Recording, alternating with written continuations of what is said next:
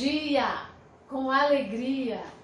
Vamos seguir firmes e fortes. Peguem o livro de vocês, o livro 4, no capítulo 13. E vamos hoje de Murilo Mendes e Jorge Lima.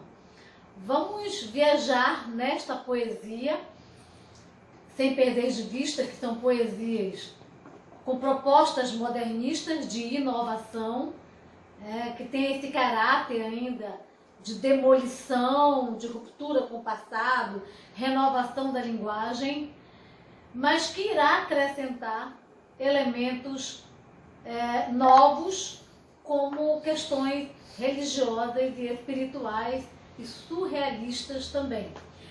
O livro de vocês começa com uma imagem da animação japonesa A Viagem de Chihiro, de 2001, muito premiada, que vai contar o arrebatamento dessa personagem, japonesa, que vai ter aí um encontro com o sobrenatural, com o espiritual e, via de regra, com o autoconhecimento.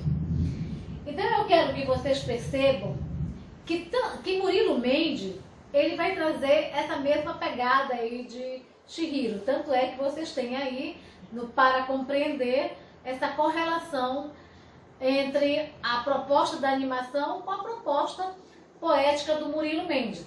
Então vocês têm aí a presença do aspecto modernista, dessa irreverência, desse tom de humor e piadístico que é próprio do modernismo da primeira fase, mas vocês têm, por exemplo, a presença da religiosidade. Ele revisita elementos bíblicos, elementos sagrados, elementos católicos, nós vamos ter aí, e uma proposta, claro, surrealista. Vocês devem lembrar do surrealismo, aquela vanguarda europeia que une arte e psicanálise, que é uma proposta aí da exploração do fantástico, do subconsciente, do caráter, do sonho onírico, Então nós vamos ter isso também em Murilo Mendes. Aqui nós temos uma fotografia dele, E em seguida eu vou mostrar também o nosso outro autor, poeta, que iremos estudar, muito importante, que é o Jorge Lima, também já com muitas questões de Enem. Vocês podem até fazer um levantamento aí para também começarem a discutir aí. Então nós temos um poeta, uma poesia ainda com alguns aspectos parnasianos. Ele escreve às vezes em redondilha, com medida de 5 sílabas, o que era usado, por exemplo, na Idade Média, num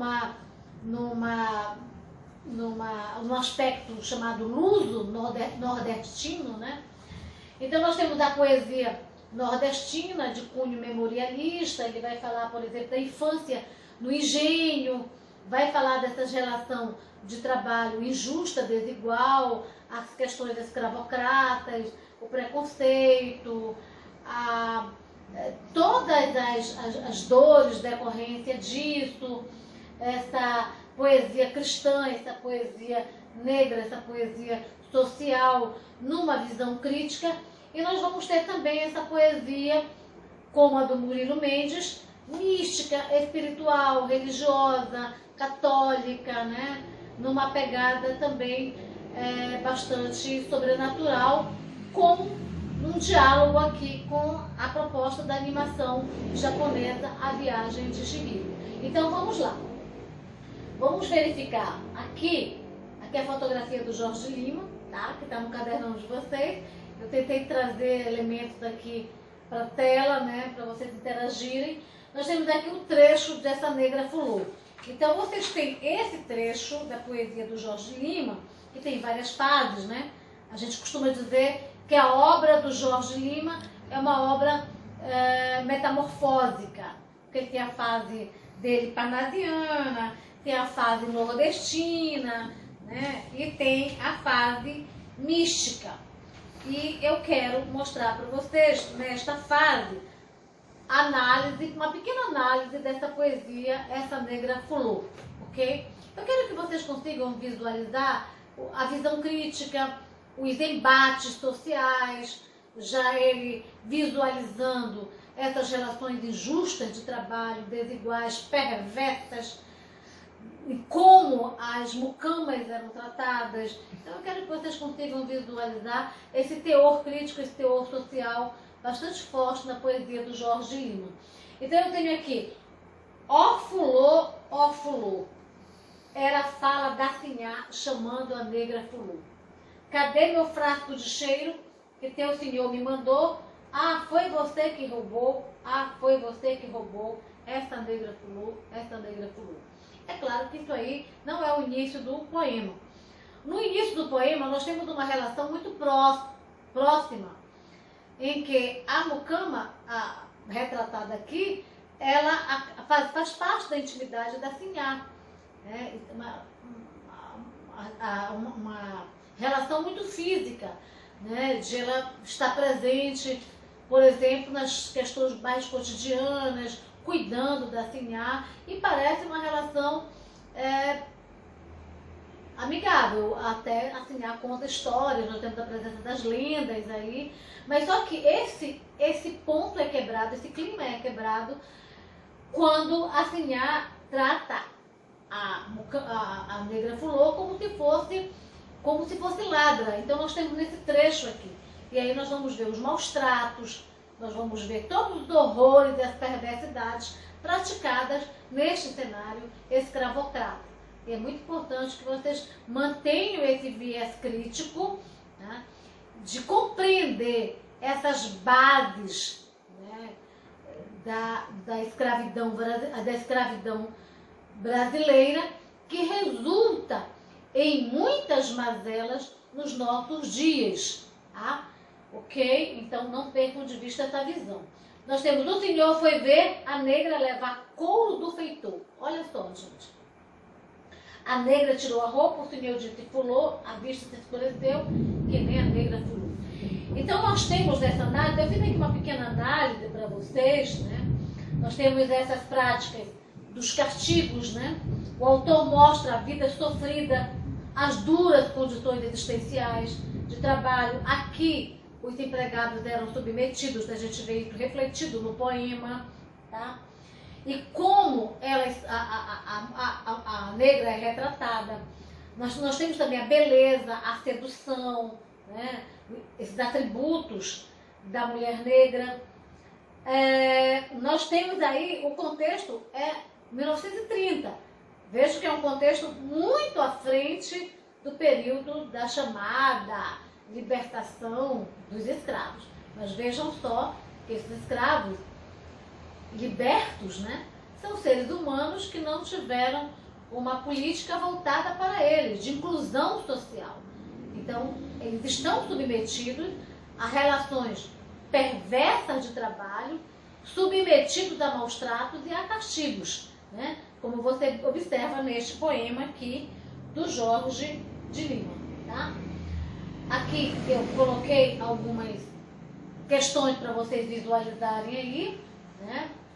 A desigualdade, a invocação da figura da mucama se desdobrou em narrativa feita de situação de intimidade, como eu falei no começo, e depois para a relação de acusação e de maus tratos, né?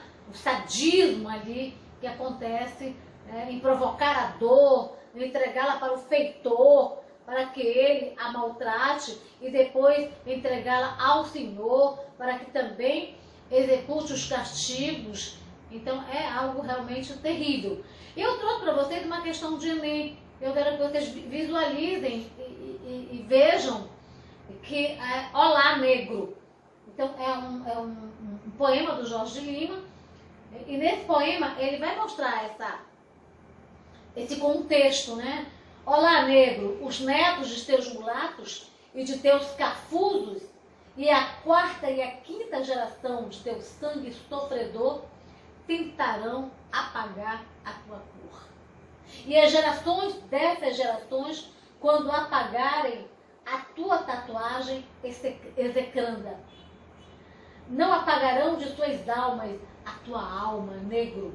Pai João, mãe negra, fulô, zumbi, negro fujão, negro cativo, negro rebelde, negro cambida, negro congo, negro Ioruba, negro que foste para o algodão, para os canaviais do Brasil, da América, né?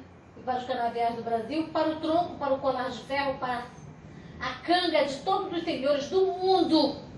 Eu compreendo agora os teus blues, nesta hora triste da raça branca, negro. Olá, negro, olá, negro. A raça que te enforca-se de tédio, negro. É uma importante questão do Enem. Eu queria que vocês lessem a proposta. O conflito de gerações e de grupos étnicos reproduz na visão do eu lírico um contexto social assinalado por... Então você vê que, né, na letra B, a preservação da memória ancestral e resistência negra à apatia cultural dos brancos. Então é importante conhecer a poesia do Jorge Lima como ferramenta de contestação social, né, de crítica e de conhecimento, né, para que se possa também utilizar essa poesia como citação em redações de Enem. E o Murilo Mendes, nós temos aqui no cadernão de vocês, eu vou terminar com esse poema, na página 22, vocês têm Vocação do Poeta, uma poesia de caráter religioso, né, em que ele vai aí revelar, inclusive, presença de elementos bíblicos, né? Não nasci no começo deste século, nasci no plano eterno, nasci de 1000 vidas superpostas, nasci de 1000 ternuras desdobradas. Observem também, gente, ao ler a poesia, ao analisar a poesia, observem a inovação da estrutura poética, pois se trata de um poeta modernista. No poema anterior, Essa Negra Pulou, a estrutura do poema do Jorge Lima é em redondilhas, né? Versos de 5 sílabas poéticas. Aqui eu tenho poemas com versos que não têm uma única métrica. Então, os versos são assimétricos, né? Então, não é a mesma medida. É uma conquista do modernismo, né? Não há preocupação com a norma, né? Com a norma poética. Ao contrário, há uma liberdade dessa construção poética, né? E ele continua dizendo: vim para reprimir o choro formidável que as gerações anteriores me transmitiram. Vim para experimentar dúvidas e contradições. Aí no final ele diz: vim para conhecer Deus, meu Criador, pouco a pouco, pois se o visse, de repente, sem preparo, morreria. Então nós temos aí a referência religiosa. Sem contar, minha boa gente, a presença do surrealismo. Aqui mesmo no livro de vocês têm poemas com esse forte apelo surrealista, com esse forte apelo ao ilogismo, ao sonho e ao imaginário, tá? Então nós temos aqui neste poema a considerar a religiosidade, também o surrealismo e a proposta aí de desvendar uma figura suprema que é Deus, ok? Então nós temos aqui uma análise muito breve desse capítulo com estas provocações para que vocês, a partir da leitura desses poemas, ampliem o conhecimento de vocês sobre Jorge Lima e sobre Murilo Mendes. Eu deixo o desafio para vocês aqui para conhecerem um pouco mais a poesia desses dois autores, em especial Jorge de Lima, e a fim de citarem em redações do Enem, do mesmo modo como catalogarem as questões de Enem sobre esses poetas. Então, um abraço e vamos à próxima.